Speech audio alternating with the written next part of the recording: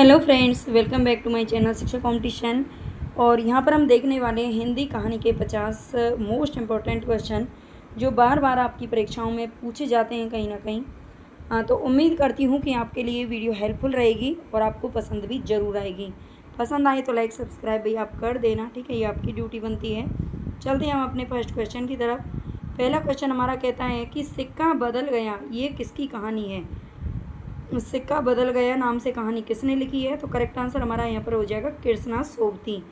लाल हवेली, पुष्पहार, रति विलाप, अपराधिनी नामक कहानियाँ किसकी हैं।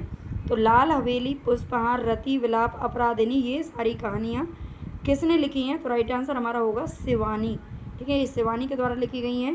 ऊषा प्रियमवदा की वापसी किस विधा की रचना है। ऊषा प्रियमवदा की जो वापसी है ये क्या है, कहानी है वापसी। ठिठुरता हुआ गणतंत्र किसकी कहानी है। तो ये हरिशंकर परसाई जी की कहानी है। शतरंज के खिलाड़ी मुंशी प्रेमचंद की कहानी है।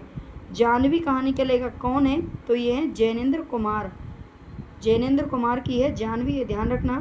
मांस का दरिया, मांस का दरिया नाम से कहानी किसने लिखी है। तो ये कमलेश्वर बाबू ने लिखी है। लंदन की एक रात, ये निर्मल वर्मा की कहानी है। इनको विधाओं के रूप में आपको याद रखना है। प्रेमचंद के तीसरे दौर की कहानी किस श्रेणी में आती हैं। तो ये यथार्थवादी श्रेणी में आती हैं। प्रेमचंद के तीसरे दौर की कहानी, तो ये यथार्थवादी श्रेणी में आती है, ध्यान रखना है। बड़े भाई के चरित्र के मनोवैज्ञानिक विश्लेषण पर आधारित प्रेमचंद की कहानी कौन सी है। तो ये है बड़े भाई साहब, ठीक है। बड़े भाई के चरित्र को किस में प्रस्तुत किया गया है। तो बड़े भाई साहब नामक कहानी में किया गया है। चंद्रधर शर्मा गुलेरी की कौन सी कहानी है जो कला की दृष्टि में उत्कृष्ट मानी गई है। तो चंद्रधर शर्मा गुलेरी ने अपने जीवन में पूरे में 3 ही कहानियाँ लिखी थी, ठीक है, 3 ही कहानियाँ लिखी थी। सुखमय जीवन, बुद्धू का कांटा और उसने कहा था।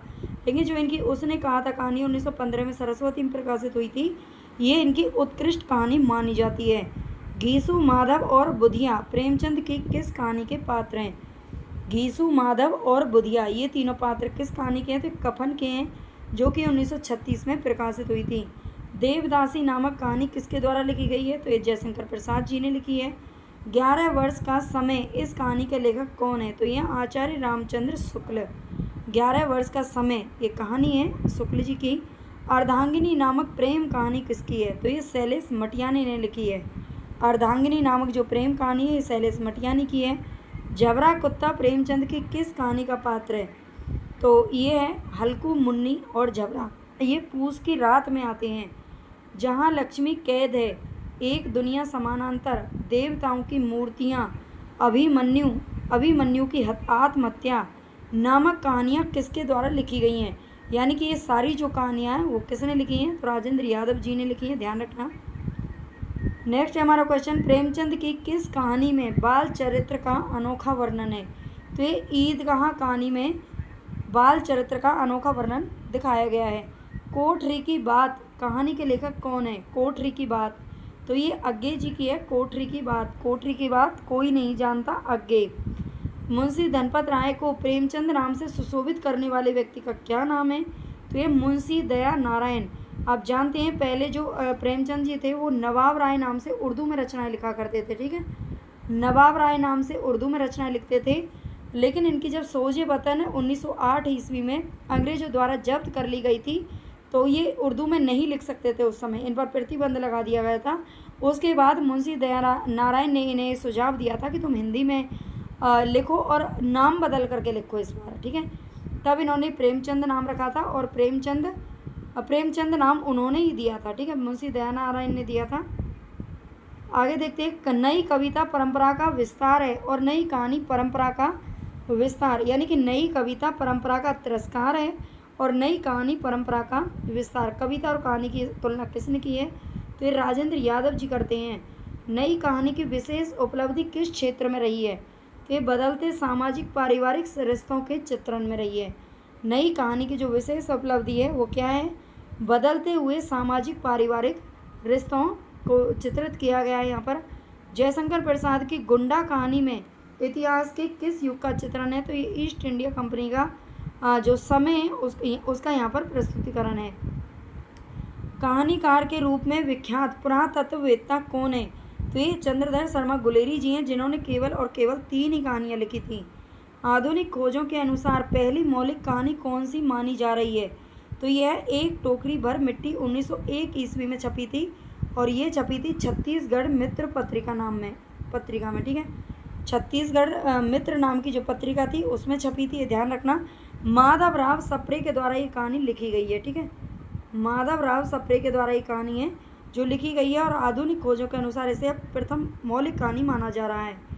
बंग महिला का असली नाम क्या था? तो ये था राजेंद्र बाला घोष। हिंदी की प्रथम कहानी कसाईवाड़ा के लेखक कौन है? हिंदी की प्रसिद्ध कहानी है कसाईवाड़ा, और इसके लेखक हैं शिव मूर्ति।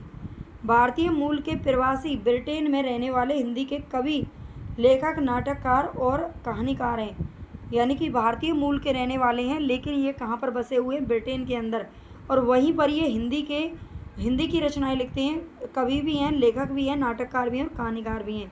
तो ये तेजेंद्र शर्मा, प्रवासी कहानीकार के नाम से पूछ लिया जाए तो तेजेंद्र शर्मा का नाम आता है। इंदुमती को मौलिक कहानी न मानकर किसकी छाया माना जाता है?